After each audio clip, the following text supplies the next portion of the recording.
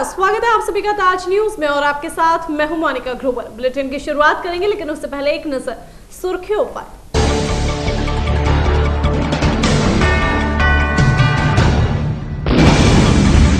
Rally की सुरक्षा बनी प्रशासनिक अधिकारियों के लिए अहम सवाल। कोठी मीना बाजार पहुंचकर किया सुरक्षा व्यवस्था का जायजा। भगवा खेमा मोदी की रैली को बना रहा है हाईटेक। देशी विदेशी मीडिया को मिलेगी विशेष तवज्जो। राज्य कर्मचारियों की हड़ताल में शामिल हुए मेडिकल, शिक्षा और परिवहन। राजस्व हानि के साथ साथ आम जनजीवन भी हो रहा है प्रभावित। और हर रोज बढ़ती महंगाई बनी जी का जंजाल। रोजमर्रा की चीजों में भी की लोगों ने कटौती।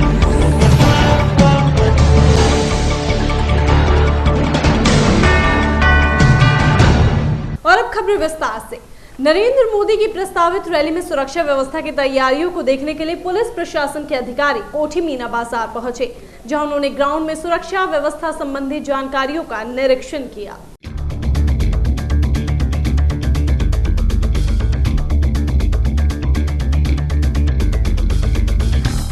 भाजपा की विजय शंखनाद रैली में मोदी के आगमन के लिए कोठी मीना बाजार ग्राउंड पर पुलिस प्रशासन द्वारा सुरक्षा व्यवस्था की पूरी तैयारियां की जा रही हैं।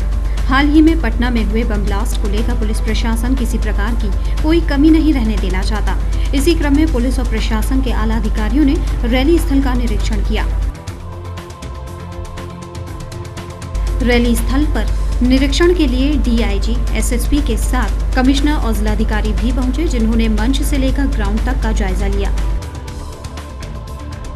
निरीक्षण के बाद जिलाधिकारी ने बताया कि सुरक्षा के दृष्टिकोण से यहां पर्याप्त संख्या में पुलिस बल लगाया जाएगा।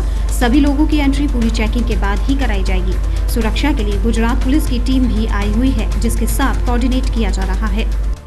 भाजपा की जो ये 21 तारीख को प्रस्तावित रैली है, उसके दृष्टिगत कई बार यहाँ टीम्स आई हैं, जांच किया है और आज हम लोग स्वयं सभी लोग अफसरान यहाँ पर आए हुए हैं, पूरे सभी विभागों के अफसरों को लेकर। गुजरात से पुलिस आने की और उनकी जो टीम है उनके आने की सूचना मिली है, पर अभी वो आ रहे हैं, पूरी तरह से आए नहीं हैं। सर, सुरक्षा की बात की जाए तो उसकी क्या है? सुरक्षा की दृष्टि से यहाँ कई राउंड्स ऑफ सुरक्षा चक्र है और न केवल यहाँ पे डीएफएमडी और एचएचएमडी से एंट्री होगी लोगों की, और जितने भी लोग हैं जो भीड़ संभावित है उनकी सबकी चेकिंग होगी।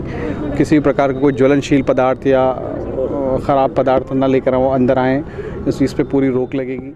पुलिस के आला अधिकारियों की माने तो रैली स्थल के आसपास पर्याप्त संख्या में पुलिस व्यवस्था की जा रही है, ताकि परिंदा भी पर न मार सके।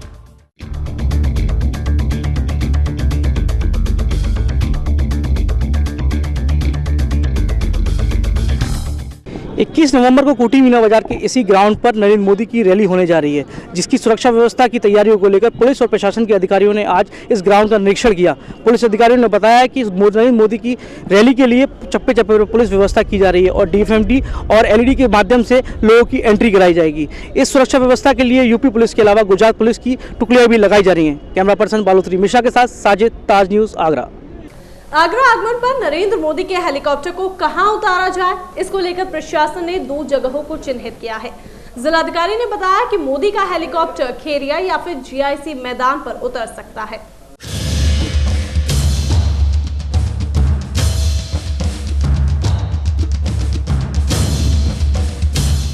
भाजपा की विजय शंखनाद रैली के लिए आगरा आ रहे नरेंद्र मोदी के हेलीकॉप्टर को कहां उतारा जाए, इसके लिए अभी जगह का चयन नहीं हो पाया है। कोठी मीना बाजार मैदान का निरीक्षण करने आए जिलाधिकारी आगरा जुहैर बिन सगी ने बताया कि अभी तक 2 जगह का चयन किया गया है, जिसमें से एक जगह को फाइनल किया जाना है। जिलाधिकारी की माने तो नरेंद्र मोदी के हेलीकॉप्टर को जीआईसी ग्राउंड या फिर खेरिया हवाई अड्डे पर उतारा जा सकता है। कोठी मीना बाजार ग्राउंड पर लैंडिंग पर उनका कहना था कि यहां पर्याप्त जगह न होने की वजह से उनका हेलीकॉप्टर नहीं उतारा जा सकता। माननीय नरेंद्र मोदी जी जो है वो उनकी सुरक्षा की दृष्टि से बहुत कड़े बंदोबस्त किए जा रहे हैं और जैसा कि हम लोगों को शासन से निर्देश मिला है, प्राप्त हुआ है और उससे किसी भी प्रकार की कोई चूक ना हो सुरक्षा की दृष्टि से लैंड करने के लिए अभी विचार किया जा रहा है। पर 2 स्थान हैं जिसमें से एक स्थान अभी चुन लिया जाएगा। एक तो खेड़िया एयरपोर्ट है और दूसरा जीआईसी ग्राउंड। इन्हीं दोनों स्थानों में से एक चुन लिया जाएगा। रैली स्थल पे भी हो सकती है? रैली स्थल पे इतनी स्थान नहीं है, यहाँ पे भीड़ भी है और यहाँ बैरिकेडिंग वगैरह की दृष्टिगत यहाँ नहीं होगी। जिलाधिकारी द्वारा जिन 2 जगहों को चिन्हित किया गया है, उस पर बोलते हुए सांसद रामशंकर कठेरिया ने सुझाव दिया कि सुरक्षा के दृष्टिकोण से मोदी को खेरिया एयरपोर्ट पर लैंड कराया जाए, यही बेहतर विकल्प होगा।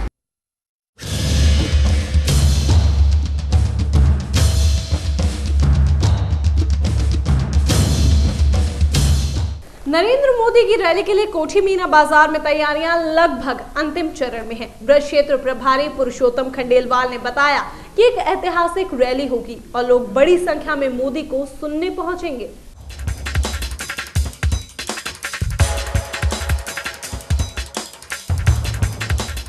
इक्कीस नवंबर को कोठी मीना बाजार में भाजपा की प्रस्तावित विजय शंखनाद रैली के लिए तैयारी लगभग अंतिम दौर में चल रही है। ब्रज क्षेत्र प्रभारी पुरुषोत्तम खंडेलवाल ने बताया कि ये एक ऐतिहासिक रैली होगी। यहाँ बड़ी संख्या में लोग आ रहे हैं। आगरा ही नहीं, आसपास के जिलों के सभी वाहन लोगों को रैली में लाने के लिए बुक कर लिए गए हैं। लोगों की संख्या का अंदाजा इसी बात से लगाया जा सकता है कि लोगों को लाने के लिए वाहनों की कमी की बातें लगातार सामने आ रही हैं। और देश के भावी प्रधानमंत्री माननीय नरेंद्र मोदी जी को सुने और अपना समर्थन व्यक्त करें। जैसी कि सूचनाएं आ रही हैं आगरा से लेकर और अपने अलीगढ़ तक, इधर बेवर तक, इधर कोसी से जो सूचनाएं आ रही हैं, जितने वाहन उपलब्ध हैं जनपदों में वो सारे के सारे वाहन उस समय रैली में ही लग रहे हैं। यदि हमको साधन और मिल जाएं तो जनता बहुत आ सकती है। ब्रज क्षेत्र प्रभारी ने सपा की मौनपुरी में हुई रैली पर पूछे गए सवाल पे कहा कि सपा क्षेत्रीय पार्टी है, उसकी तुलना किसी भी तरह से भाजपा से नहीं की जा सकती। मोदी की रैली इस बार भीड़ के सभी रिकॉर्ड तोड़ेगी। ये आगरा की जो सुलेपुल की नरगी है, ये साक्षी होगी और ऐतिहासिक कार्यक्रम यहाँ होने जा रहा है। इसका वर्तमान में इतना बड़ी मात्रा में लोगों में उत्साह, युवाओं में उत्साह है। कल इसका प्रमाण जब हम अमरपुरा गांव बिजपुरी स्थित गए तो वहां संगठन का कोई हमारा कार्यकर्ता नहीं था, कोई मंडल अध्यक्ष नहीं था। 700 लोगों ने चौपाल लगाकर हम लोगों को सुना और कहा कि हम 20 तारीख को पूरे गांव की परिक्रमा लगाएंगे, मोदी को आमंत्रण देंगे और हमें कोई वाहन नहीं चाहिए, कोई ट्रैक्टर नहीं चाहिए। हम पैदल यहाँ 7 किलोमीटर चलकर मोदी को 1000 की संख्या वहां से आने वाली है सुनने जाएंगे। इससे लग रहा है कि ये परावर्तन का समय चल रहा है, सत्ता हस्तांतरण का समय चल रहा है कि सत्ता परिवर्तित होगी रहेगी। बजरंग दल के श्याम भदौरिया का कहना था कि जनसंपर्क के दौरान जिस तरह लोगों का समर्थन मिल रहा है उससे अंदाजा लगाया जा सकता है कि नरेंद्र मोदी को सुनने की लोगों में कितनी उत्सुकता है।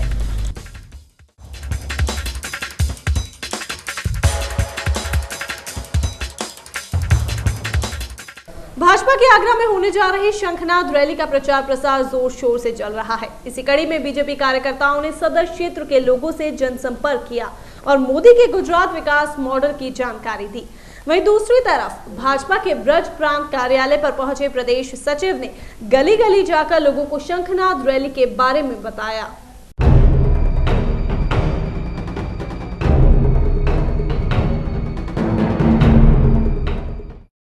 आगामी 21 नवंबर को आगरा में होने वाली नरेंद्र मोदी की विजय शंखनाद रैली की तैयारियां जोरों शोरों से शुरू हो चुकी हैं। आगरा के भाजपा कार्यकर्ता मोदी की रैली को सफल बनाने के लिए जी जान तक मेहनत करते नजर आ रहे हैं। इसी क्रम में शहर के सभी भाजपाई गली गली जाकर रैली को भव्य बनाने के लिए लोगों से संपर्क साध रहे हैं और रैली की जानकारी लोगों तक पहुंचा रहे हैं।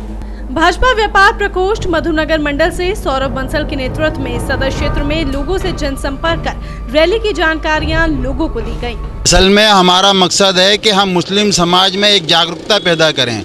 हम इस रैली के माध्यम से उनमें जागरूकता पैदा करना चाहते हैं कि उनका बहुत शोषण हो चुका है, अब उनको भारतीय जनता पार्टी के साथ आना चाहिए। और नरेंद्र मोदी जी जो इस वक्त गुजरात के मुसलमानों को सुख शांति दे रहे हैं और अमन और चैन से रह रहे हैं, इसी तरह से मुसलमान चाहते हैं कि पूरे भारतवर्ष के अंदर अमन और चैन से रहें। और भारत में जिस तरह से गंगा और जमुना मिलकर बह सकती है, इसी तरह से हिंदू और मुसलमान भी मिलकर रह सकते हैं। लोगों तक जा जाकर मोदी की विजय शंखनाद रैली को भव्य बनाने की मुहिम में इस वक्त को भी पार्टी कार्यकर्ता या फिर पार्टी पदाधिकारी अपनी ओर से किसी भी प्रकार की कोई कमी नहीं छोड़ना चाहते। कोठी मीना बाजार मैदान पर होने जा रही मोदी की रैली में जहां लाखों लोगों के जुटे होने की आशंका जताई जा रही है, तो वहीं दूसरी तरफ पार्टी पदाधिकारियों की मेहनत भी शहर में देखने को मिल रही है। भाजपा प्रदेश सचिव शबाना सिद्दीकी ने ब्रज प्रांत कार्यालय से पैदल मार्च निकाल लोगों को रैली की जानकारी दी। जाति व धर्म से ऊपर उठकर एकजुट होकर रैली को सफल बनाने की बात भी कही। लोगों के बीच में जागरूकता देने के लिए कि 21 तारीख को आगरा में ब्रज क्षेत्र की माननीय नरेंद्र मोदी जी को जो हमारे प्रधानमंत्री पद के लिए घोषित हैं, उनके उसमें जो है रैली रखी गई है। उसी पे हम लोग जो है लोगों को जागरूक करके बताने के लिए कि रैली में आए और उसी के लिए आह्वान करें। कोठी मीना बाजार मैदान पर होने वाली विजय शंखनाद रैली की धूम तो शहर में देखने को बखूबी मिल रही है। अब देखना ये होगा कि ये रैली भाजपा नेताओं के दावों पर कितना खरा उतरती है।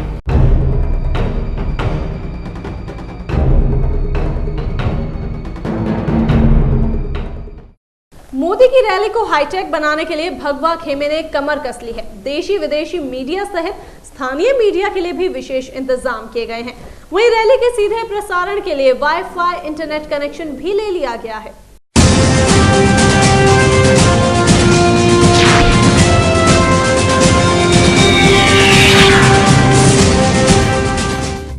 आगामी 21 नवंबर को होने वाली मोदी की विजय शंखनाद रैली को भाजपा नेता ऐतिहासिक बनाना चाहते हैं। रैली स्थल से नरेंद्र मोदी के भाषण को देश विदेश में सुनाने के लिए भाजपाइयों ने विशेष इंतजाम किए हैं। कई राज्यों के चैनल ओवी वैन के माध्यम से देश विदेश में पहुंचाएंगे। वहीं भाजपा का आईटी प्रकोष्ठ इंटरनेट की सहायता से देश विदेश में सीधा प्रसारण करेगा। स्थानीय हैदवे ताज न्यूज में मोदी की रैली को लाइव टेलीकास्ट होने के विशेष इंतजाम किए हैं। दिल्ली से ओवी वैन सहित भारी संख्या में मीडिया इस ग्राउंड पर एक दिन पहले मौजूद रहेगी और उसके साथ साथ लखनऊ से बहुत भारी संख्या में मीडिया यहाँ उपस्थित रहेगी। इसके अलावा हमारे यहाँ पर जो लोकल हमारे समाचार पत्र हैं, स्थानीय स्तर पर जो यहाँ पर रहते हैं मीडिया की दृष्टि से, वे व्यवस्था में रहेंगे और उनके लिए मंच के पास ही और मीडिया सेल बनाया गया है और साथ में आईटी प्रकोष्ठ बनाया गया है, जिससे कि मीडिया के लोग उसमें बैठ सकें, वहाँ से फ़ोटो ले सकें, वहीं से अपने समाचार पत्रों को समाचार भेज सकें। यहाँ पर मोदी जी की रैली के लिए मीडिया के लिए एक बहुत अच्छा इंतजाम किया गया है। मीडिया का एक अलग बॉक्स बनाया गया है। मीडिया के लिए इंटरनेट की सुविधा है। मीडिया को भारत की जो भाजपा की एक युवा टीवी की टीम है, वो इलेक्ट्रॉनिक मीडिया को फीड देगी। वो सारे चैनलों को वही फीड देगी। एलईडी वगैरह भी लगेंगे। एलईडी पूरे मैदान में दर्शकों को एलईडी की सुविधा उपलब्ध कराएगी, जिससे लोग पास से मोदी जी के भाषण को सुन सकें और देख सकें। आईटी प्रकोष्ठ के अध्यक्ष विजय भदौरिया की माने तो भाजपा नेताओं ने रैली के प्रसारण के लिए इंटरनेट का वाईफाई कनेक्शन भी ले लिया है, जो सभी मीडिया चैनल्स को मुहैया कराया जाएगा। रैली स्थल के चारों ओर बड़े बड़े वीडियो कैमरास भी लगाए गए हैं, जिससे रैली स्थल के चप्पे चप्पे की खबर मीडिया को मिल सके। नरेंद्र मोदी के सोशल मीडिया प्रेस को देखते हुए 100 लैपटॉप के माध्यम से फेसबुक और ट्विटर पर मोदी के भाषण को पोस्ट किया जाएगा। अब देखना ये होगा कि भाजपा नेताओं की ये हाईटेक तकनीक 2014 के लोकसभा चुनाव में पार्टी के लिए कितनी फायदेमंद साबित होती है। कोठी मीना बाजार ग्राउंड पर नरेंद्र मोदी की रैली में मुजफ्फरनगर के विधायक संगीत सोम और सुरेश राणा के आगरा मोदी रैली में आने की संभावनाओं पर बोलते हुए ब्रज क्षेत्र प्रभारी पुरुषोत्तम खंडेलवाल ने कहा है कि अगर विधायक गण रैली में आते हैं तो उनका गर्मजोशी से स्वागत किया जाएगा।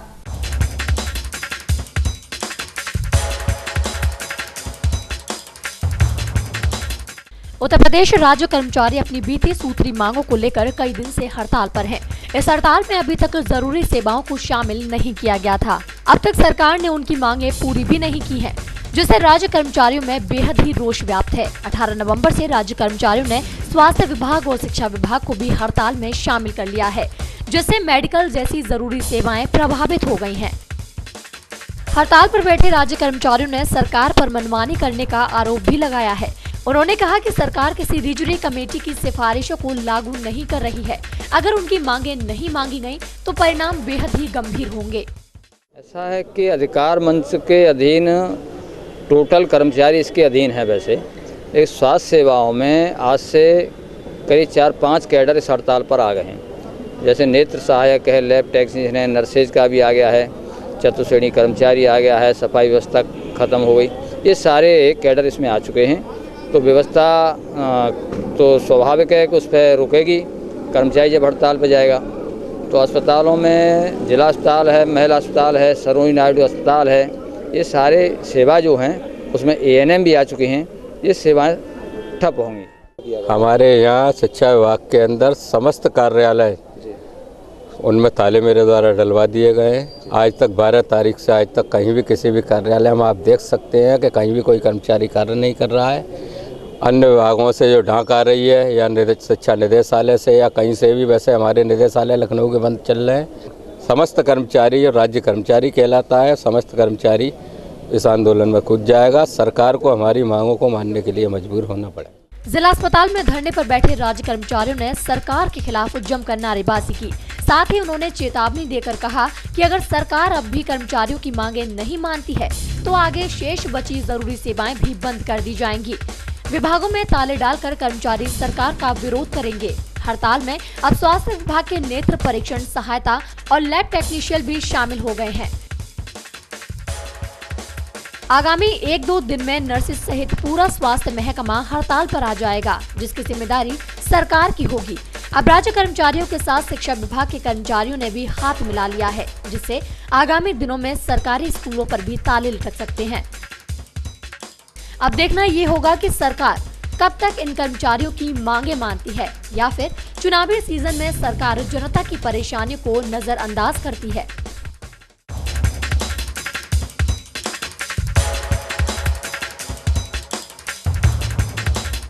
राज्य कर्मचारी अपनी मांगों को लेकर अब भी हड़ताल पर अड़े हुए हैं। पहले धरना प्रदर्शन और अब हड़ताली कर्मचारी काम बंद करने पर उतर आए हैं। 18 नवंबर से राज्य कर्मचारियों की हड़ताल में शिक्षा और स्वास्थ्य जैसी जरूरी सेवाएं भी सम्मिलित हो गई हैं।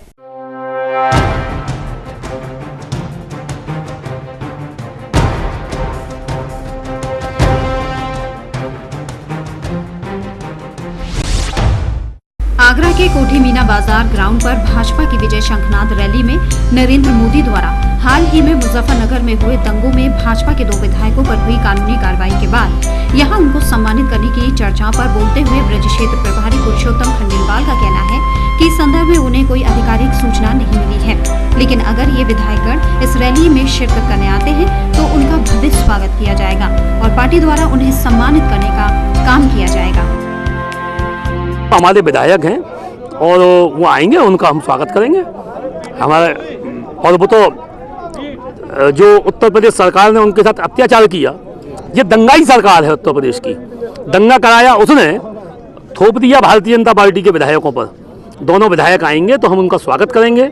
आगरा की जनता उनका स्वागत करेगी, पूरी ब्रज क्षेत्र की जनता स्वागत करेगी कि उन्होंने मुजफ्फरनगर की निर्दोष जनता के लिए संघर्ष किया है और जेल की यात्रा की है। अब ये तो अधिकारियों को जानकारी होगी, मगर उनका सम्मान तो पूरे उत्तर प्रदेश ने कर ही दिया जब वो जेल से निकले कि हिंदुत्व और हिंदू के लिए वो समर्पित हैं और मानवता के लिए समर्पित हैं। उन्होंने मानव और ये सरकार केवल एक वर्ग विशेष को, एक धर्म विशेष के लिए करती कुछ नहीं है, ओरल बोलती है। ओरल बोलने के कारण ये परिणाम है कि उनकी एनए से हटा दी गई और वो बाहर निकले। मुजफ्फरनगर में हुए दंगों के दौरान भाजपा के 2 विधायक संगीत सोम और सुरेश राणा पर दंगा कराने का आरोप लगाया था। उन पर रासुका के तहत कार्रवाई की गई थी, जिसका भाजपा ने कड़ा विरोध किया था। अब देखना होगा कि आगरा रैली में ये विधायक आगरा आते हैं तो नरेंद्र मोदी द्वारा उन्हें सम्मानित किया जाता है या नहीं। पूरे देश में राज्य कर्मचारियों ने पेंशन बहाली और अन्य मांगों को लेकर अब हड़ताल का रुख अपना लिया है, जिसमें संभागीय परिवहन विभाग के कर्मचारी भी सम्मिलित हो गए हैं, जिससे आरटीओ विभाग का कामकाज काफी प्रभावित हो रहा है। राज्य कर्मचारियों का अपनी मांगों को लेकर चल रहा प्रदर्शन अब उग्र रूप लेता दिखाई दे रहा है, जो हड़ताल में बदल चुका है, जिसमें अब आरटीओ विभाग के राज्य कर्मचारी भी शामिल होकर कामकाज ठप कर हड़ताल पर बैठ गए हैं। आरटीओ विभाग को अपने राज्य कर्मचारियों की इस हड़ताल से कामकाज में परेशानी हो रही है, साथ ही राजस्व की हानि भी उठानी पड़ रही है। अब कार्य प्रणाली तो रोजाना हम लोग अखबारों में या समाचारों के माध्यम से प्रिंट मीडिया में ये देखते हैं कि हड़ताल की क्या स्थिति है। ये हड़ताल हम लोगों ने प्रांतीय नेतृत्व के आह्वान पर की गई है और वो जब तक प्रांतीय नेतृत्व हमसे चाहेगा कि हम हड़ताल पर रहें तब तक हम लोग हड़ताल पर रहें। राज्य कर्मचारियों की प्रमुख मांगों में 2005 के पहले के कर्मचारियों की पेंशन बंद होने के फैसले की वापसी है, जो रिटायरमेंट के बाद उन्हें मिलती है। पेंशन वापसी के साथ अन्य 15 सूत्रीय मांगों को लेकर पूरे देश में राज्य कर्मचारी हड़ताल पर बैठे हुए हैं, जिसका समाप्त होना फिलहाल नजर नहीं आ रहा। लेकिन हड़ताल पर बैठे कर्मचारियों की माने तो सरकार इतनी पत्थर दिल भी नहीं है जो अपने उन कर्मचारियों को बुढ़ापे में परेशान करे जिन्होंने अपनी पूरी जवानी अपने विभाग की सेवा करते गुजार दी। राज्य कर्मचारियों की हड़ताल का असर जिला अस्पताल में मरीजों पर देखने को मिल रहा है। दूर दराज से इलाज को आए मरीज अस्पताल में भटकते नजर आ रहे हैं, तो वहीं जिला अस्पताल के नेत्र परीक्षक लैब टेक्नीशियन हमारी मांगे पूरी करो के नारे लगाते रहे। ताज न्यूज के सवाल पर स्वास्थ्य विभाग के मंडलीय स्वास्थ्य निदेशक सब कुछ ठीक होने का दावा करते रहे।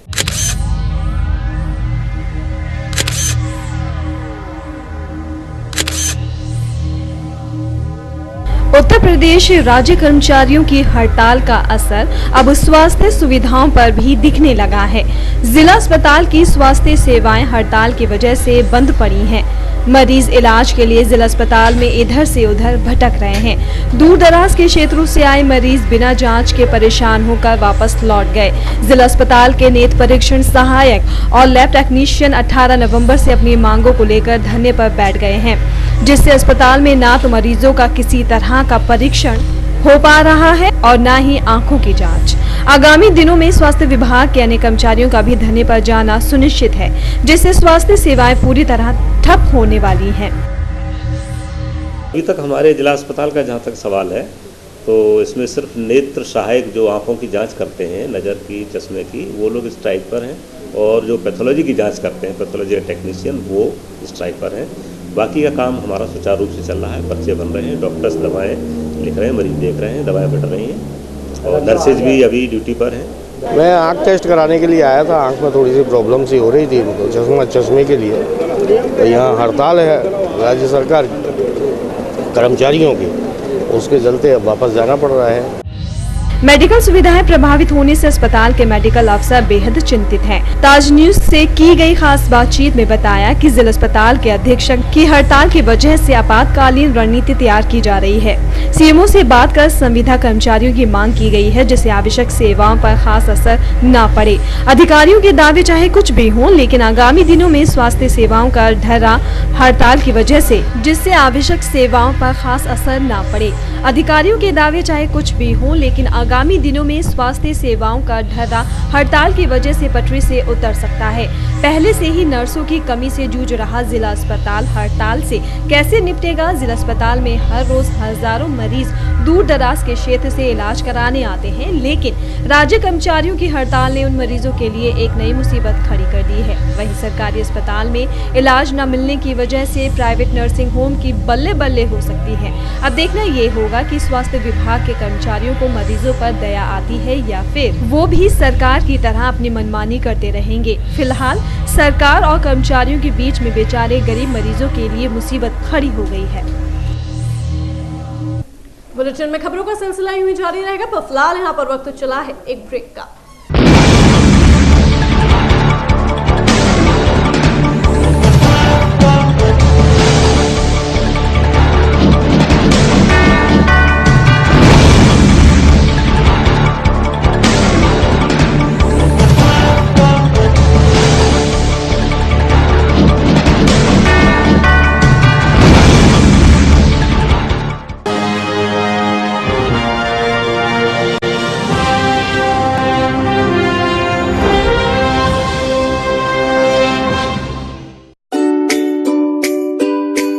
वर्षों से विश्वसनीय आत्माराम निस्सान मोटर्स अपने शोरूम में लेकर आए हैं निस्सान के लेटेस्ट लग्जरी कार मॉडल्स। इतना ही नहीं, यहाँ आपको मिलेगी आपके कार के लिए वर्ल्ड क्लास सर्विसेज भी। आखिरकार आत्माराम की कार वर्कशॉप आधुनिक सुविधाओं से लैस जो है। So feel the difference and visit our showroom. Atmaram Nissan, a division of Atmaram Motors Private Limited, plot number 6602/2, Artoni near Shastripuram Flyover, NH2 Agra. And you can mail us to atmaramnissan.co.in. Call 0562264017, 8057906100.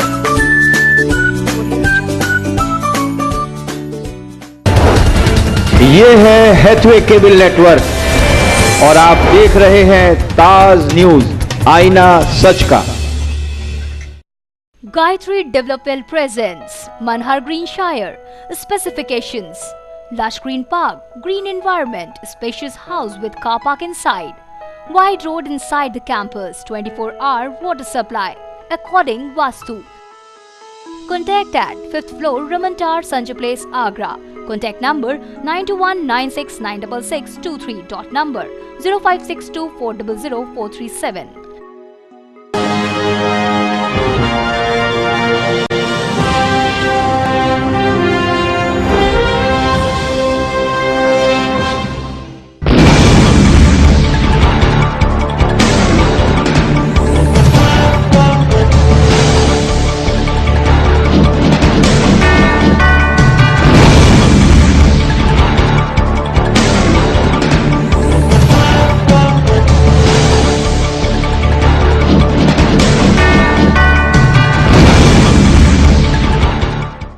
Break के बाद आप सभी का स्वागत है। बढ़ते हैं अगली खबर की ओर।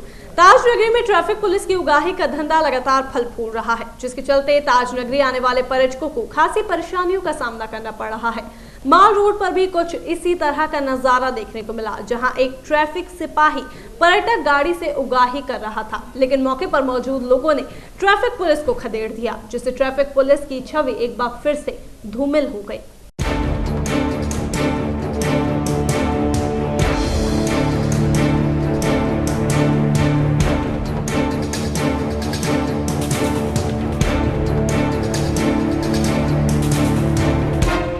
लोगों की भीड़ से घिरा ये ट्रैफिक पुलिसकर्मी किसी अच्छे काम की वाहवाही पाने के लिए नहीं घिरा, बल्कि इसकी काली करतूतों की वजह से घिरा हुआ है। ताज को निहारने आने वाले सैलानियों की गाड़ी को ये जहां भी वहीं पकड़ के चेकिंग अभियान शुरू कर देता है। आज भी इसने कुछ ऐसा ही किया। महाराष्ट्र से आई एक ट्रैवल गाड़ी को इसने रोका और चेकिंग करने लगा। कागज पूरे होने पर जब ड्राइवर इसके जाल में नहीं फंसा तो इसने सीधे 5000 की मांग की, लेकिन राह चलते लोगों ने पर्यटकों को परेशान होते देख इसे घेर लिया और जमकर छीटाकशी की। मीडिया के कैमरों ने जैसे ही इसे कैद करना शुरू किया तो ये आंख बचाकर वहां से रफू चक्कर हो गया। जयपाल सिंह नाम के इस ट्रैफिक पुलिस कर्मी ने एक बार फिर ट्रैफिक पुलिस की कार्यशैली पर उंगली खड़े करने का काम किया है। कितने रुपए मांग रहे थे? कितने मांग रहे थे? 1000 2,000 रुपए हर चौराहे पे तकलीफ है। पुलिस वाले का नाम परेशान करते थे हमको। कहाँ से आए हैं आप? महाराष्ट्र जाए। और कहाँ रोकी थी आपकी गाड़ी? अब यहाँ रोकी गाड़ी, आगे रोका था। कितना क्या मांग रहे थे? कुछ पैसा मांग? पुलिस 5000 मांग रहे थे। अच्छा। ट्रैफिक पुलिस का इस कदर पर्यटकों को परेशान करना आम बात हो गई है। किसी भी चौराहे या तिराहे पर ये लुटेरे ट्रैफिक पुलिस वाले आपको कहीं भी दिख जाएंगे। ट्रैफिक सिपाही के इस काले कारनामों से पर्यटकों के सामने ताजनगरी की छवि भी धूमिल हो गई है। आश्चर्य की बात यह है कि जिस माल रोड पर यह सारा ड्रामा घटा, वहीं से प्रशासन के बड़े अधिकारी आंखों पर पट्टी बांध कर निकल गए। किसी ने ये जानने की जहमत नहीं उठाई कि इतनी भीड़ लगने का आखिर कारण क्या है। मौके पर मौजूद लोगों ने प्रशासन सहित ट्रैफिक पुलिस को खूब खरी-खोटी सुनाई। आज अपने काम से आगरा जा रहा था, मेरे पीछे एक राम सनई नाम के और भी आदमी रहते थे। जैसे ही मैं यहाँ आगरा चौराहे पर आया, एक विदेशी गाड़ी को जयपाल सिंह नाम के एक ट्रैफिक के सिपाही ने जबरन रोक लिया। ड्राइवर से पैसे मांगे और कागज मांगे, उसने कागज दिखा दिए। जब पैसे नहीं दिया तो उसे खींचने लगा। मैं उस समय वहाँ आ चुका था। जैसे ही उसने पैसे मांगे, मैंने विरोध करना चालू कर दिया तो भीड़ वहाँ पर और भी इकट्ठी होगी, 100-200 आदमी इकट्ठी हो गए। ट्रैफिक पुलिस के इस सिपाही के कारण पूरा महकमा शर्मसार हो चुका है। अब देखना ये होगा कि पुलिस महकमे के बड़े अधिकारी इस ट्रैफिक सिपाही पर क्या कार्यवाही करेंगे और कब तक पर्यटकों की गाड़ियों से ट्रैफिक पुलिस का खर्चा चलता रहेगा।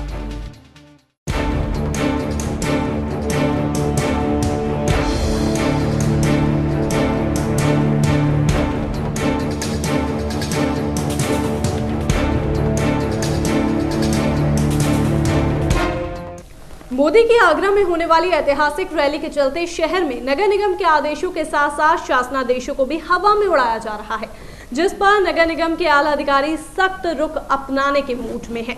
ताज न्यूज से हुई खास बातचीत में अधिकारियों ने दोषियों के खिलाफ कार्यवाही करने की बात कही। नगर निगम अक्सर एमजी रोड को नो होर्डिंग जोन बना देता है। बावजूद इसके इस रोड पर कई जगह आपको होर्डिंग्स दिखाई दे जाएंगे, लेकिन इस बार नजारा कुछ और ही है। एमजी रोड ही नहीं, पूरा शहर ही मानो होर्डिंग्स का बाजार बनकर रह गया हो। जिधर देखो होर्डिंग्स ही होर्डिंग्स नजर आते हैं। लेकिन अब नगर निगम ऐसे होर्डिंग्स पर कार्रवाई करने का मन बना चुका है। जब भी शहर में कोई रैली होती है तो सभी राजनीतिक दल ये प्रयास करते हैं कि ज़्यादा से ज़्यादा संख्या में उनके होर्डिंग, बैनर और झंडे लग जाएं। और जितनी बार ये रैली होती है उतनी बार नगर निगम से इसका टकराव होता है, चाहे वो समाजवादी पार्टी रही हो, बहुजन समाज पार्टी हो या भाजपा हो। अभी 5 दिन पहले भी इस तरह का एक घटना जो है जयपुर हाउस और कोठी में नया पर सामने आई थी, जिसमें 12 होर्डिंग जो बल्लियों पर अवैध रूप से लगे थे वो निगम ने हटाए हैं। सभी राजनीतिक दलों को इस बारे में बताया जा चुका है कि आप प्रायर अनुमति लेकर और जो उसकी विधिवत साइट्स हैं केवल उन्हीं पर विज्ञापन प्रदर्शित करें और अपनी रैली और उसकी राजनीतिक पार्टियों की साइटें लगाएं। इसके बावजूद भी कुछ ऐसे तत्व हैं जो व्यवस्था को बिगाड़ने के लिए, अपने आप को बड़ा दिखाने के लिए ये शो करते हैं कि हम लोग जो है वो उस नियम कानून को नहीं मानेंगे। नगर निगम ने ऐसी 12 साइटें जब्त कर ली हैं। इसके अलावा जो अन्य साइटें कोठी मीना बाजार और अन्य स्थल पर हैं उसकी वीडियोग्राफी, फोटोग्राफी हो गई है। जिस एडवर्टाइजर द्वारा उन होर्डिंगों को लगवाया गया है उनके खिलाफ प्राथमिकी दर्ज की जाएगी और जो वहां पर साइटें लगी हैं उन सभी को जुर्माना आरोपित कर उनसे क्षतिपूर्ति वसूली की जाएगी। गौरतलब है कि नगर निगम हर बार सिर्फ कार्रवाई की बात करता है, लेकिन वो किस तरह की होगी ये सब जानते हैं। आपको याद होगा कि अभी हाल ही में भाजपा नेताओं और नगर निगम अधिकारियों के टकराव के हालात पैदा हो गए थे। तब दोनों तरफ के लोगों ने एक दूसरे को देख लेने तक की चेतावनी दे डाली थी। तो क्या ऐसे में एक बार फिर वही हालात बनने जा रहे हैं? ये तो नगर निगम की कार्रवाई के बाद ही पता चल सकेगा। 21 नवंबर को प्रदेश सरकार के खिलाफ कांग्रेस पार्टी का विधानसभा का घेराव व लखनऊ में होने वाली रैली में अपनी भागीदारी दर्ज कराने को शहर कांग्रेस कमेटी ने अपनी रणनीति तैयार कर ली है, जिसमें आगरा से करीब 2000 कांग्रेसी इस रैली में हिस्सा लेंगे। ये जानकारी एक प्रेस वार्ता के दौरान शहर अध्यक्ष ने पत्रकारों को दी।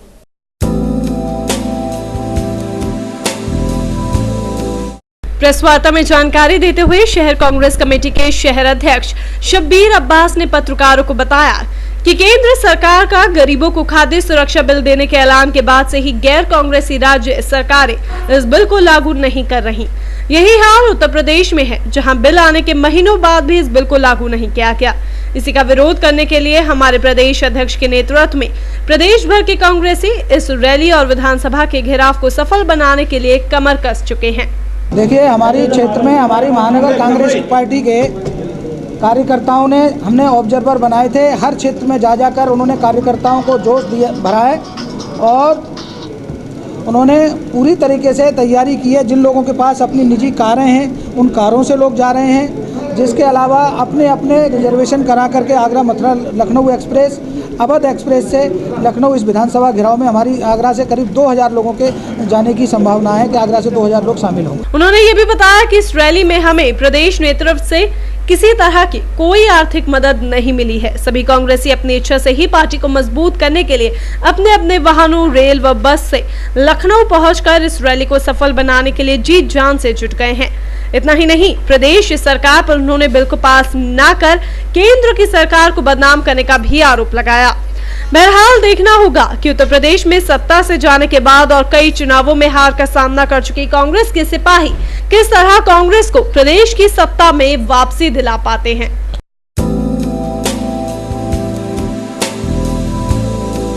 ताजनगरी के चौराहों पर ट्रैफिक लाइट्स अपना दायित्व ठीक तरीके से निर्वहन करती नहीं नजर आ रही।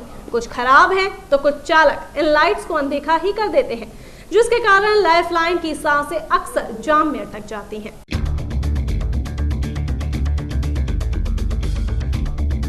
प्रशासनिक अधिकारी भले ही शहर की यातायात व्यवस्था को सुचारू बनाने के लिए कागजी घोड़े दौड़ाते रहे, लेकिन हकीकत किसी से छिपी नहीं है। शहर के व्यस्ततम चौराहों में से एक हरिपर्वत चौराहा इन दिनों ट्रैफिक सिग्नल फेल होने की वजह से जाम से जूझ रहा है। दिन में कई बार ऐसे हालात बन जाते हैं कि वीआईपी से लेकर मरीज तक घंटों जाम में फंसे रहते हैं। कभी रिंग जाती लाल हो जाती है, कभी 2 मिनट मारी हो जाती है, कोई व्यवस्था नहीं है पुलिस की। कम से कम ट्रैफिक वाले की व्यवस्था हो, मतलब जहाँ चाहे ट्रैफिक की जगह उस पर चढ़ के चला जाता है आदमी मोटरसाइकिल वाला। ये वहाँ संजौन से आगे से जाम है, संजौन से पहले से जाम है, राजा मंडी से है।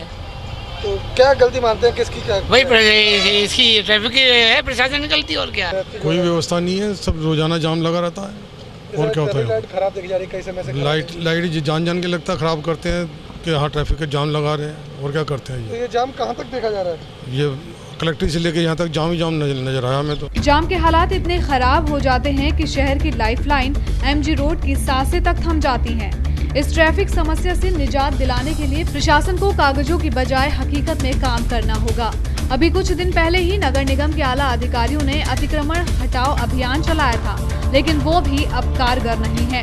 ट्रैफिक सिस्टम को सुधारने के लिए यातायात नियमों के साथ साथ अतिक्रमण पर विशेष ध्यान देना होगा, जिसकी वजह से शहर के ज्यादातर फुटपाथ मार्केट में बदल गए हैं।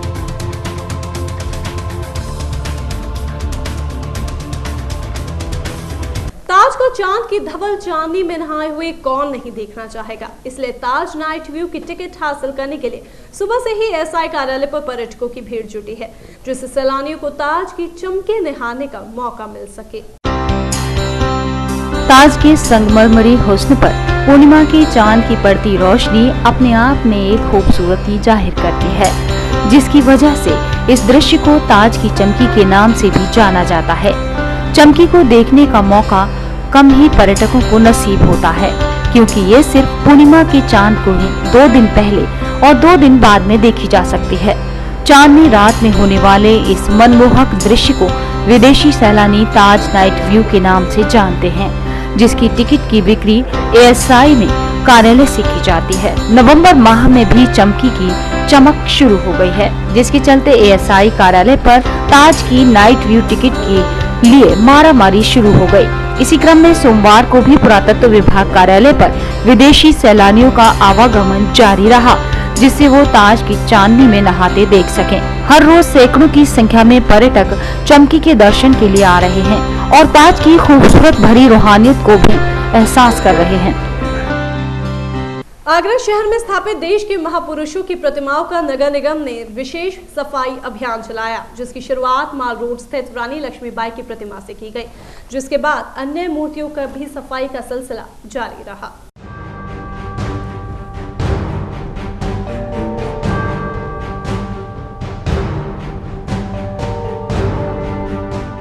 ये नजारा है प्रतापपुरा चौराहे पर स्थित वीर नारी यानी रानी लक्ष्मीबाई की प्रतिमा का, जहां नगर निगम के कर्मचारी इस प्रतिमा की साफ सफाई में लगे हैं, ताकि यहां आने वाले पर्यटकों को कुछ अच्छा व सुखद एहसास की अनुभूति हो सके।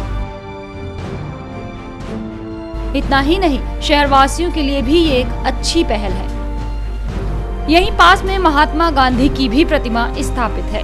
इस प्रतिमा को भी साफ कराया गया और पास में फैली गंदगी को भी साफ किया गया। सामान्य रूप से ये अनुभव किया गया है कि शहर की सामान्य सफाई व्यवस्था की ओर सबका ध्यान रहता है, लेकिन जो चौराहे हैं उनमें स्थापित मूर्तियां हैं, मूर्तियों को केवल उनके महापुरुषों के जन्म दिवस और उनके अवसान दिवस पर ही हम स्मरण करते हैं और वहां पर माल्यार्पण करते हैं, अपनी श्रद्धांजलि अर्पित करते हैं। आगरा नगर निगम क्षेत्र में मुख्य संपर्क मार्गों और पार्कों में जो महापुरुषों की प्रतिमाएं लगी हैं, एक बार उनकी सफाई भी सुनिश्चित कर ली जाए, ताकि इस बहाने से हमारे पार्क, सड़कें और चौराहे इनका सौंदर्यीकरण हो जाए। गौरतलब है कि आगरा शहर में कई महापुरुषों की प्रतिमाएं हैं, लेकिन इनके रखरखाव न होने के चलते प्रतिमा स्थल पर अराजक तत्वों का कब्जा हमेशा ही रहता है। साथ ही इसकी चारों ओर फैली गंदगी भी इनके मान को घटाने का काम कर रही है। बस यही सब बदलने को नगर आयुक्त ने पहल करते हुए इन प्रतिमाओं की सफाई करा एक सार्थक कदम आगे बढ़ाया है।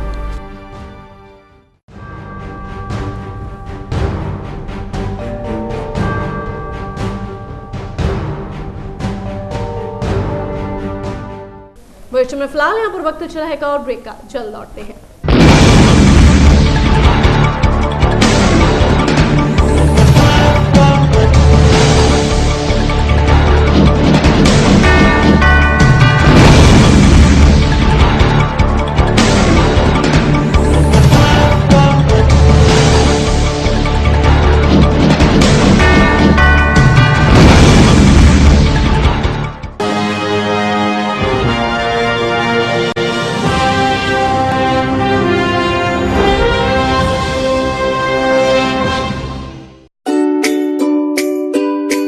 वर्षों से विश्वसनीय आत्माराम निस्सान मोटर्स अपने शोरूम में लेकर आए हैं निस्सान के लेटेस्ट लग्जरी कार मॉडल्स। इतना ही नहीं, यहाँ आपको मिलेगी आपके कार के लिए वर्ल्ड क्लास सर्विसेज भी। आखिरकार आत्माराम की कार वर्कशॉप आधुनिक सुविधाओं से लैस जो है। So feel the difference and visit our showroom. Atmaram Nissan, a division of Atmaram Motors Private Limited, plot number 6602/2, Artoni near Shastripuram Flyover, NH2 Agra. And you can mail us to atmaramnissan.co.in. Call 0562264017, 8057906100.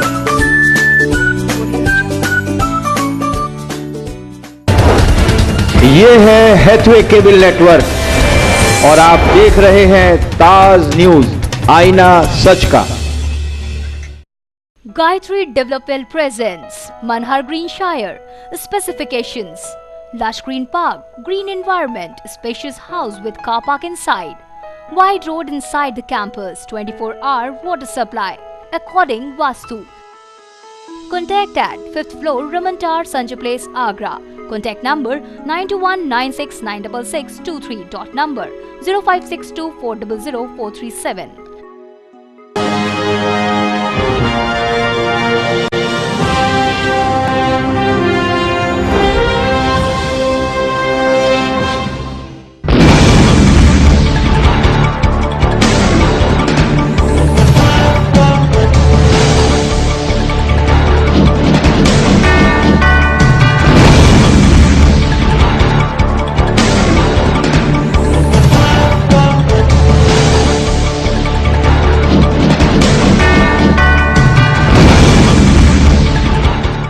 के बाद आप सभी का स्वागत है। बढ़ते हैं अगली खबर की ओर। शहर में पेयजल की समस्या कोई नई नहीं है। पिछले कई दशकों से शहर की जनता स्वच्छ पेयजल के लिए त्राही त्राही कर रही है। इसी को ध्यान में रखते हुए नगर आयुक्त ने जल संस्थान व जल निगम का दौरा किया। साथ ही शहर वासियों से अपने वाटर टैक्स को समय से जमा करने की अपील की।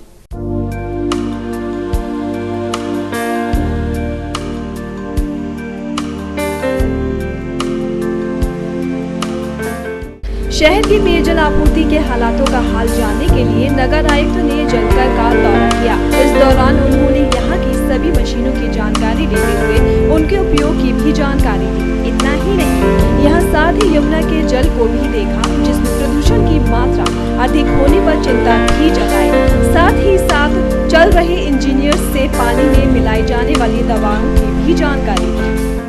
ये आप जो इशू उठा रहे हैं एक तकनीकी विषय है। यमुना में जो पानी आ रहा है वो नेचुरल पानी है जो हमको मथुरा से मिल रहा है। मथुरा में पानी की जो क्वालिटी है वो अपने आप में काफ़ी ख़राब है और उसको शुद्ध करने के लिए शासन की ओर से गंगा जल यमुना में मिलाया जाता है जो माट ब्रांच के आसपास आता है और वहाँ से फिर वो कंज्यूम होता है मथुरा शहर की पेयजल के लिए और बचा हुआ पानी जो है वो यमुना नदी के माध्यम से हमको प्राप्त होता है, जिसको हम सिकंदरा और जीवनी मंडी दोनों प्लांट्स पे ट्रीट करते हैं। इतना ही नहीं, उन्होंने यहाँ सभी कार्यशालाओं का भी निरीक्षण किया। इस दौरान जलकर की महाप्रबंधक मीरा गुप्ता भी साथ चल रही थी। पिछले साल जवाहरलाल नेहरू योजना के तहत बनाई गई नई कार्यशाला के ठीक से काम न करने पर भी सफाई मांगी। गौरतलब है कि पूरे शहर को पानी की सप्लाई सिकंदरा और वाटर वर्क्स प्लांट से की जाती है, जिससे शहर को पानी मिल पाता है।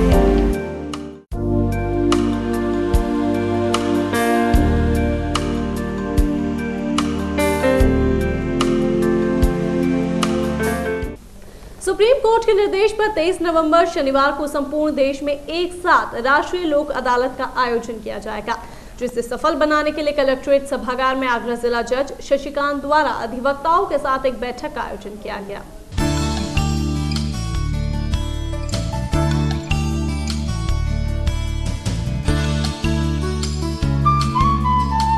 जिला विधिक सेवा प्राधिकरण के अध्यक्ष एवं जिला जज शशिकांत ने जनपद न्यायालय में 50,000 मुकदमे निस्तारित करने का लक्ष्य निर्धारित किया है।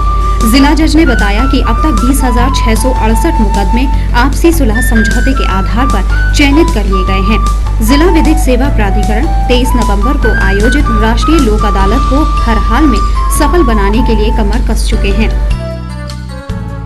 आपके चैनल के माध्यम से मैं आगरा जिले के सभी लोगों को ये बताना चाहूँगा कि जो हमारी राष्ट्रीय लोक अदालत 23 नवंबर शनिवार को लगने जा रही है, उसमें फौजदारी के केवल उन वादों को शामिल किया जा सकता है जो समनीय प्रकार के वाद हैं, जिनमें दुबई पक्ष मिल करके एक दूसरे समझौता कर सकते हैं। ये लोक अदालत को सफल बनाने के लिए हम लोग प्रयास के तौर पे जनपद न्यायाधीश महोदय को हमने अपने बीच में बुलाया। तमाम सारे अधिवक्ता हमारे बार एसोसिएशन के यहाँ आए, बड़े गदगद हुए। लोक अदालत के बहाने ही जिला जनपद न्यायाधीश महोदय को हम लोगों को सुनने को मिला और हम पूरे सभी लोगों को आह्वान करते हैं कि जहाँ जहाँ जिनके केस चल रहे हैं लघुवाद और उनमें समझौता हो सकता है, उन न्यायालयों में जाके कल अपना जो है प्रार्थना पत्र लगा दें उसमें कि हमारा केस लोक अदालत में भेज दिया जाए। जनपद न्यायालय में दुर्घटना क्षतिपूर्तिवाद, चेक डिसऑनर के बाद, लघु आपराधिक वाद, दीवानी प्रकृति के बाद, मोटर अधिनियम, बैंक ऋण संबंधी एवं परिवार न्यायालय से संबंधित वादों का निस्तारण किया जाएगा। वहीं जिला एवं तहसील मुख्यालयों पर चकबंदी, राजस्व, स्टाम्प एक्ट से संबंधित वादों का निस्तारण किया जाएगा। साथ ही पूरे शहर में जगह जगह पोस्टर, बैनर लगा आम जनमानस को लोक अदालत के महत्व से अवगत कराया जा रहा है। बीते दिनों वाणिज्यकर विभाग की टीम द्वारा व्यापार कर चोरी करते सुपारी से भरे 3 ट्रकों से 10,03,000 रुपए की जमानत राशि प्राप्त कर छोड़ दिया गया था। विभाग ने ट्रकों से भरे माल की कीमत तकरीबन 25 लाख रुपए की थी।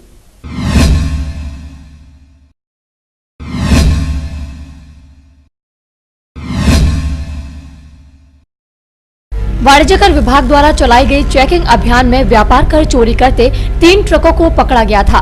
तीनों ट्रकों में तकरीबन 25 लाख रुपए का माल भरा हुआ था, जिसे देखकर विभाग ने इन ट्रकों पर कार्यवाही की थी। साथ ही इनके मालिकों को नोटिस जारी किया था, जिसके बाद विभागीय कार्यवाही के बाद इन ट्रकों से 10,03,000 रुपए की विभाग को राजस्व राशि प्राप्त हुई है।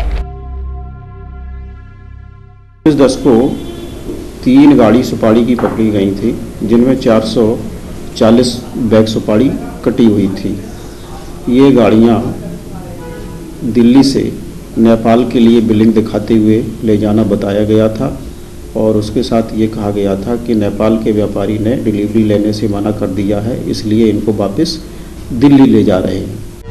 बढ़ती व्यापार कर चोरी को रोकने के लिए विभाग ने छापेमार कार्यवाही के लिए कई टीमें गठित की हैं, जिसके चलते विभाग को बड़ी सफलता हाथ लगी है। पिछले दिनों वाणिज्यकर विभाग की छापेमार कार्यवाही में कई ट्रांसपोर्टरों और व्यापारियों को व्यापार कर चोरी करते पकड़ा गया है, जिसमें दिल्ली से नेपाल ले जा रही सुपारियों से भरे 3 ट्रकों को एक्सप्रेस वे से पकड़ा गया था। इन ट्रकों की पहुंच में कागजातों में कमी होने और विभागीय संबंधित कई प्रकार की खामियां भी पाई जाने पर विभाग ने उन्हें अपने कब्जे में ले लिया है और मालिकों को नोटिस जारी किए हैं। पिछले कई महीनों से खाली पड़ा डीपीओ पद आखिरकार 18 नवंबर को भर ही गया। पूर्व डीपीओ कर्नल उमेश वर्मा के जाने के 4 महीने बाद दिल्ली से आए विनोद कुमार ने इस पद का कार्यभार संभाला, जिनकी प्राथमिकता डाक विभाग के ग्राहकों को बेहतर सुविधा मुहैया कराना है। भारतीय डाक विभाग प्रधान डाकघर का डीपीओ पद काफी समय से खाली पड़ा था, जिस पर पूर्व में कर्नल उमेश वर्मा विराजमान थे, लेकिन 18 नवंबर दोपहर को अचानक दिल्ली से आए विनोद कुमार ने पदभार ग्रहण कर लिया। बिना सूचना के आए नए डीपीओ के पदभार ग्रहण करने से पूरा ऑफिस स्टाफ सख्ते में आ गया।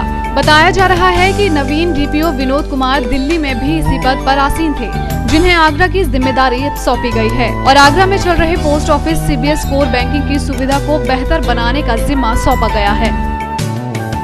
क्रिकेट जगत में क्रिकेट के भगवान की उपाधि प्राप्त सचिन को भारत सरकार ने भारत रत्न से सम्मानित किया, जिससे पूरे देश के क्रिकेट प्रशंसकों में खुशी की लहर है।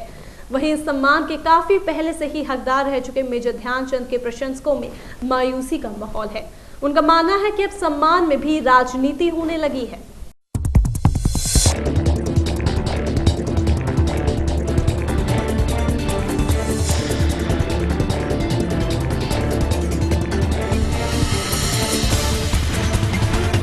भारत देश में अब सम्मान दिए जाने पर भी राजनीति हावी होती नजर आ रही है। किस सम्मान के लिए पहले कौन दावेदार होगा, इस बात से परे हटकर राजनीति तवे पर रोटी सेककर सम्मान दिए जा रहे हैं, जिसमें एक खुश और दूसरा मायूस नजर आता है।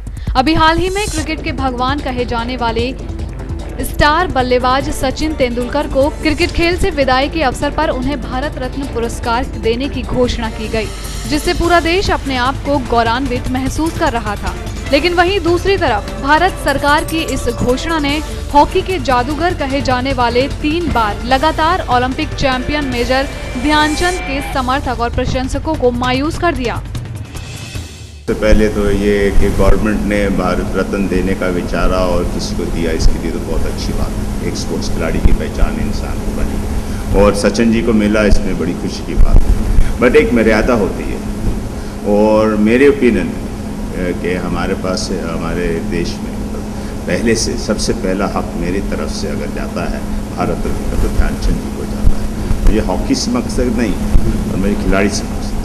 और चूंकि ये अवार्ड केवल एक ही अवार्ड तो है नहीं, हर साल दिया जाता है, तो मैं चाहता कि सबसे पहले ध्यानचंद जी को दिया जाए, फिर 1 साल बाद मिल्खा सिंह भी डिज़र्व करते हैं, बिंद्रा जी भी डिज़र्व करते हैं और सचिन तेंदुलकर भी डिज़र्व करते हैं। सचिन को भारत रत्न का पुरस्कार मिल रहा है, ये बहुत अच्छी बात है, मगर इस देश के लिए सबसे ज़्यादा पहले हॉकी में दादा ध्यानचंद ने कार्य किया है। उनके नाम को पूरे विश्व में जाना जाता है, तो सीनियर होने के नाते सबसे पहले दादा ध्यानचंद जी को ही ये पुरस्कार मिलना चाहिए। हम ये नहीं कहते कि सचिन तेंदुलकर को नहीं मिलना चाहिए, उसको भी मिलना चाहिए, मगर पहले दादा ध्यानचंद को ही ये पुरस्कार मिलना चाहिए। ये पुरस्कार के सबसे पहले दादा ध्यानचंद ही का नाम ही आना चाहिए था, उसके बाद में सचिन तेंदुलकर को मिलना चाहिए। हॉकी के जानकार और मेजर ध्यानचंद के प्रशंसकों का कहना है कि भारत सरकार ने सचिन को भारत रत्न से सम्मानित किया है, इससे उन्हें कोई ऐतराज नहीं, बल्कि इस बात की खुशी है। लेकिन ऐतराज इस बात का है कि भारत रत्न सम्मान के सचिन से पहले हकदार हॉकी के जादूगर मेजर ध्यानचंद थे, जिसकी सरकार ने अनदेखी की है। सरकार ने एक महान खिलाड़ी का सम्मान कर अनजाने में दूसरे खिलाड़ी और उसके प्रशंसकों की भावनाओं को आहत किया है। सुना है कि उन्होंने जब एक बार जर्मनी में वो मैच खेलने गए थे, तो वहाँ के जो है हिटलर जी, उन्होंने भी कहा था हम आपको कुछ देते हैं यहाँ पर और आपके नाम की रोड बनवाएंगे, ये करेंगे, प्रलोभन दिया कि आप देश छोड़कर जर्मन में आकर रहे हैं, लेकिन उन्होंने देश प्रेम की खातिर ऐसा नहीं किया। आज हो सकता है शायद कोई प्लेयर ऐसे हों जो पैसे के लिए जा सकते हैं, लेकिन वो नहीं गए। तो ऐसे महान खिलाड़ी को जरूर सम्मान देना चाहिए। नहीं, देखिए ये तो कॉमन सी बात, सबको मालूम है, ध्यानचंद जी का स्थान तो कोई ले नहीं सकता। ध्यानचंद का एक अपना अलग मुकाम है, हिंदुस्तान के खेल की पहचान ध्यानचंद से होती है, उन्हें तो पहले मिलना ही चाहिए था। सचिन को मिला, अच्छी बात है, सचिन ने योगदान कम नहीं है, लेकिन सचिन से पहले ध्यानचंद को मिल जाता तो बहुत खुशी की बात होती हिंदुस्तान के खिलाड़ियों के लिए। भारत देश में भारत रत्न पुरस्कार उन लोगों को दिया जाता है जिन्होंने अपना जीवन देश के लिए समर्पित कर अमूल्य भूमिका निभाई हो, जिसके लिए मेजर ध्यानचंद सही मायने में हकदार हैं। मिली जानकारी के अनुसार हॉकी के जादूगर मेजर ध्यानचंद ने 1928, 1932, 1936 में उस समय भारत को स्वर्ण पदक दिलाए, जब खिलाड़ियों को खेलने के लिए कोई सुविधा नहीं हुआ करती थी। अगर बलिदान की बात की जाए तो मेजर ध्यानचंद ने अंग्रेजी शासक हिटलर का ब्रिटेन में रुकने का प्रस्ताव भी ठुकरा दिया था। इसके साथ ही अनेक ऐसे अवसर और यादें इतिहास के पन्नों में दर्ज हैं, जो इस महान खिलाड़ी को सचिन से कहीं ज्यादा भारत रत्न का हकदार बताती हैं। लेकिन आज के समय में इतिहास का कोई महत्व नहीं रह गया है और न ही इतिहास को देखा या पढ़ा जाता है। देखा जाता है तो बस 2014 में आने वाले चुनाव को जीतने का सपना, जिसके लिए साम दाम दंड भेद सभी तरीके अपनाए जा रहे हैं, जिसमें एक महान खिलाड़ी को मोहरा बनाकर राजनीति का खेल खेला जा रहा है, जिससे दूसरा महान खिलाड़ी मोहरा बन रहा है।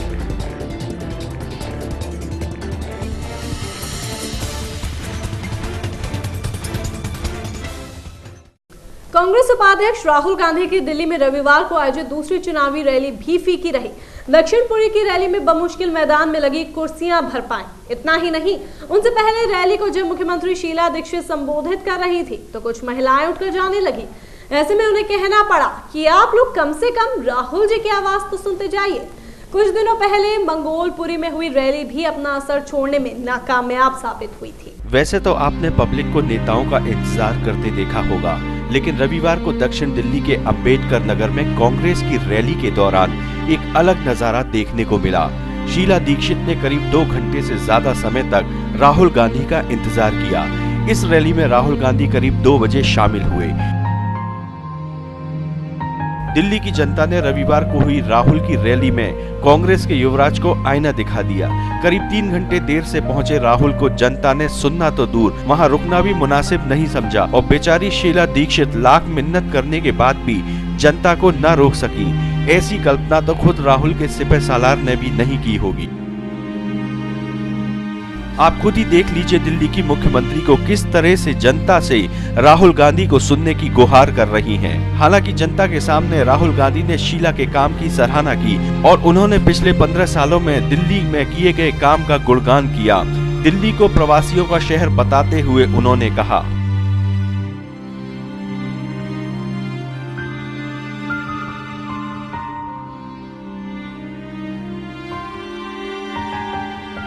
आखिर देखते ही देखते जनता खाली हो गई, जिससे राहुल गांधी ने महज 6.5 मिनट में अपना संबोधन खत्म कर वहां से निकलने में भलाई समझी। कांग्रेस को समय रहते लोकसभा चुनाव के लिए पुख्ता रणनीति बनानी होगी, जिससे बढ़ रही महंगाई के साथ अपने युवराज की जनसभाओं से जनता के नदारद होने पर रोक लग सके।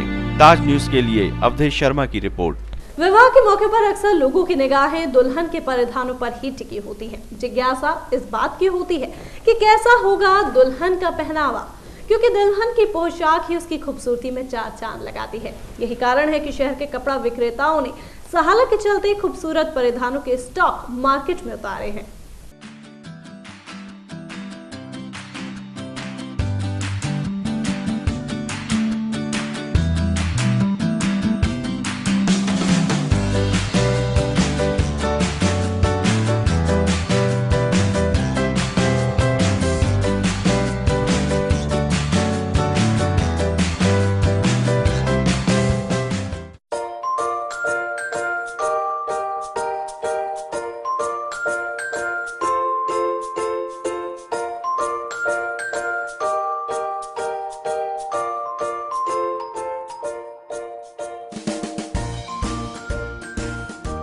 इसी के साथ खबरों का सिलसिला यहीं पर समाप्त होता है, लेकिन शहर भर की ताजा तरीन खबरें जानने के लिए आप जुड़े रहिए ताज न्यूज के साथ। इजाजत दीजिए।